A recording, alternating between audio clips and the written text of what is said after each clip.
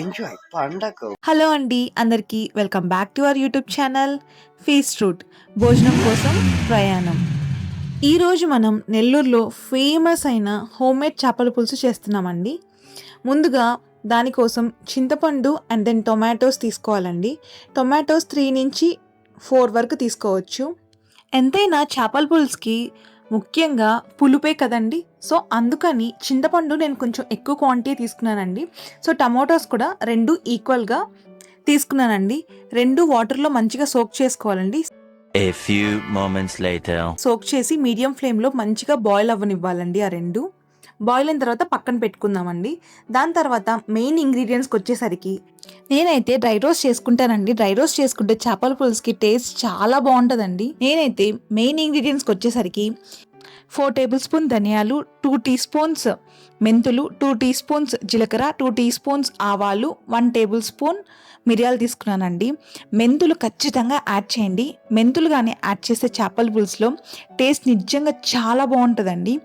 దాంతోపాటు first thing అయితే onions, tomatoes, green chilli, mango తీసుకున్నానండి. అవన్నీ చిన్న చిన్న పీసెస్గా సన్నగా కట్ చేసి పెట్టుకున్నాను. తర్వాత నేనైతే ఈ ఫిష్తో చేస్తున్నానండి. ఇదేం ఫిష్ అని అనుకుంటున్నారా? పైలట్ ఫిష్ అండి. అదే అండి అపోలో ఫిష్. ఇప్పుడైతే మట్టి కుండ పెట్టుకున్నానండి. మట్టి కుండలో కానీ ఏ వంట చేసినా నిజంగా చాలా బాగుంటుందండి. ముందుగా ఆయిల్ మంచిగా వేసుకోండి. చేపల పులుసులో ఎంత ఆయిల్ వేస్తే అంత టేస్ట్ అండి. అలా అని చెప్పి మరీ ఎక్కువగా వేసుకోకండి. ఆవాలు, జీలకర్ర, పచ్చిమిర్చి, ఆనియన్స్ ఇవన్నీ వేసుకొని బాగా ఫ్రై చేసుకోండి. చేపల పులుసు అంతా మీడియం ఫ్లేమ్లో చేసుకోండి.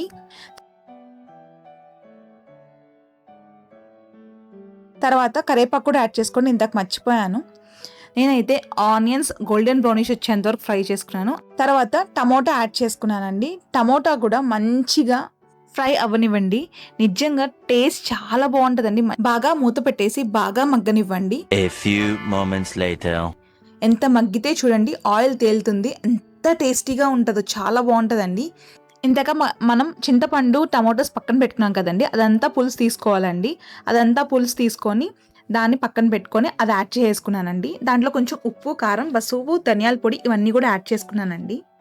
15 minutes later. నేనైతే బాగా మగ్గనిచ్చానండి. అట్లీస్ట్ ఒక 10 to 15 minutes ఖచ్చితంగా మగ్గనివ్వండి. ఇవన్నీ బాగా మిక్స్ చేసుకొని యాడ్ చేశానండి. తర్వాత మామిడికాయ ముక్కలు యాడ్ చేశాను.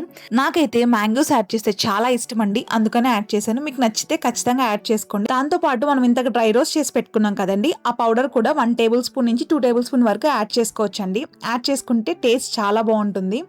ఇప్పుడైతే నేను ఫిషెస్ అన్ని యాడ్ చేస్తాను. మామూలుగా ఫిషెస్ ఎక్కువసేపు ఉడకపెట్టాల్సిన అవసరమే లేదండి, తొందరగానే బాయిల్ అయిపోతుంది. ఇవైతే ఇంకా చాలా ఫాస్ట్గా బాయిల్ అయిపోతాయి. A few moments later. Last but not least కొత్తిమీర యాడ్ చేస్తే చేపల పులుసు రెడీ అయిపోయినట్టే అండి. దాంతోపాటు నేనైతే ఫిష్ పకోడా కూడా చేద్దాం అనుకుంటున్నానండి అపోలో ఫిష్తో.